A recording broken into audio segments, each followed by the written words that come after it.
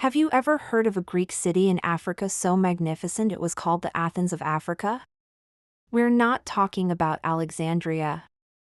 Today, we're journeying back to 631 BC, to the shores of modern-day Libya, to uncover the incredible story of Cyrene and the Greek colonization of Cyrenaica.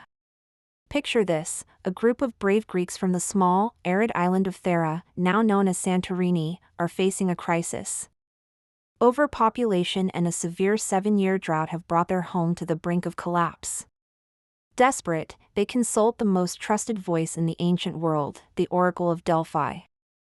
The oracle's message is cryptic but clear: go to Libya, a land of riches, and found a new city. Led by a man named Battus, these pioneers set sail into the unknown. Their first attempt to settle on an offshore island was a failure. Discouraged, they sailed back to Greece, only to be turned away and told to fulfill the oracle's prophecy. This time, they wouldn't fail. With the help of local Libyan guides, they ventured inland from the coast. What they found was a paradise. A high plateau, blessed with abundant rainfall, fertile soil, and natural springs. It was here, in this green and pleasant land, that they founded the city of Cyrene. The name Battus, which means stammerer in Greek, is a fascinating part of the legend. It's said that Battus was cured of his stutter upon seeing a lion in Libya.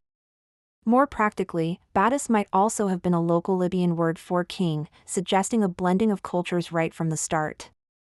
Under the rule of Battus and his descendants, the Batiad dynasty, Cyrene didn't just survive, it thrived. What made Cyrene so successful? One word: Silphium. This mysterious plant, which grew only in the region around Cyrene, was the ancient world's miracle cure. It was used as a contraceptive, a seasoning, and a medicine for everything from coughs to warts. Silphium was so valuable that it was worth its weight in silver.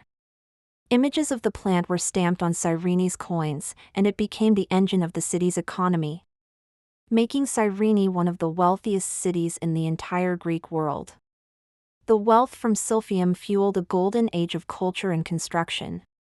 The city was laid out on a grand scale, with a bustling agora, or marketplace, a magnificent temple dedicated to Apollo, the god who guided them there, and another temple for Zeus, bigger than any in mainland Greece at the time. They built a massive theater, stadiums for athletic games, and grand public buildings.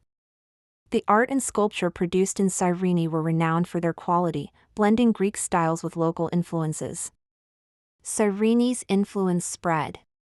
More Greek colonists arrived, founding 4 other major cities along the coast: Apollonia, which served as Cyrene's port, Ptolemy, Tachira, and Berenice, today's Benghazi. Together, these 5 cities formed the Pentapolis, or Five Cities, a powerful and prosperous Hellenistic region in North Africa. The city became a hub of intellectual life.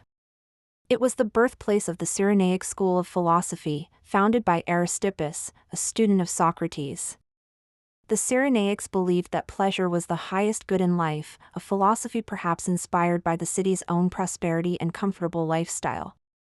Cyrene also produced famous poets like Callimachus and renowned mathematicians like Eratosthenes, the brilliant scholar who was the first person to calculate the circumference of the Earth with stunning accuracy. But no golden age lasts forever. The Batiad dynasty eventually fell, replaced by a republic and later coming under the influence of the Ptolemies of Egypt. It was during this period that Alexandria's rise began to overshadow Cyrene's importance. Then came the Romans, who annexed the region in 96 BC. Under Roman rule, Cyrenaica continued to be a prosperous province, but its unique Greek character began to fade. The final blows came from nature and man. The famous Silphium plant, overharvested and possibly affected by climate change, went extinct in the 1st century AD. This was a devastating economic shock.